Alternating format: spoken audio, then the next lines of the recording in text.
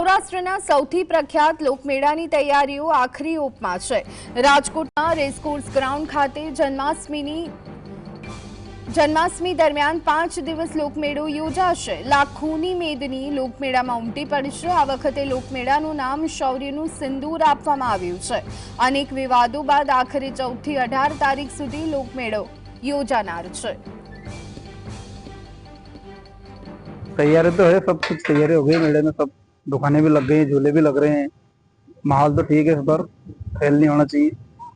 बारिश होगी तो क्या करेंगे? बारिश होगी तो क्या करेंगे, वो तो मालिक के हाथ में, उसका तो कुछ भी नहीं कर सकते। बाकी अपना इंतजाम तो अपने को पूरा कर रखा सब। तो आज अंगे વધુ વિગત મેળવી લઈએ। સંવાદદાતા લકીરાજસિંહ ઝાલા અમારી સાથે જોડાઈ ગયા છે। લકીરાજ, રાજકોટના રેસકોર્સ ખાતે લોકમેળાનું આયોજન 5 દિવસ માટેનો આ લોકમેળો યોજાનાર છે, કેવી તૈયારી?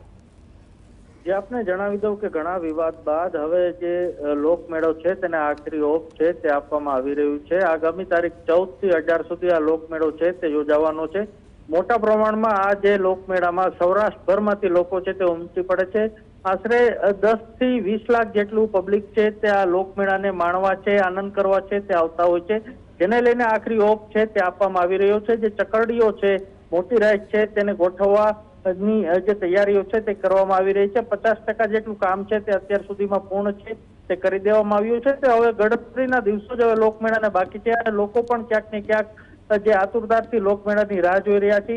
જો હવામાન વિભાગની વાત કરવામાં આવે તો 16 તારીખે જે વરસાદની આગાહી છે તે હવામાન વિભાગ દ્વારા કરવામાં આવી રહી છે। તો બીજી તરફ જે લોકોને પણ ક્યાંક ને ક્યાંક ચિંતાનો વિષય અહીં બની રહે છે, કારણ કે ગત વર્ષે જ્યારે લોકમેળાનું આયોજન છે તે કરવામાં આવ્યું હતું ત્યારે 5 દિવસ છે તે એકીદારો વરસાદ છે તે મુસળધાર પડ્યો હતો। એટલે ચોક્કસપણે આ વર્ષે વરસાદ ન પડે અને કોઈ પણ પ્રકારનું વિઘ્ન ન સર્જાય તેવી લોકો છે તે આશા રાખી રહ્યા છે।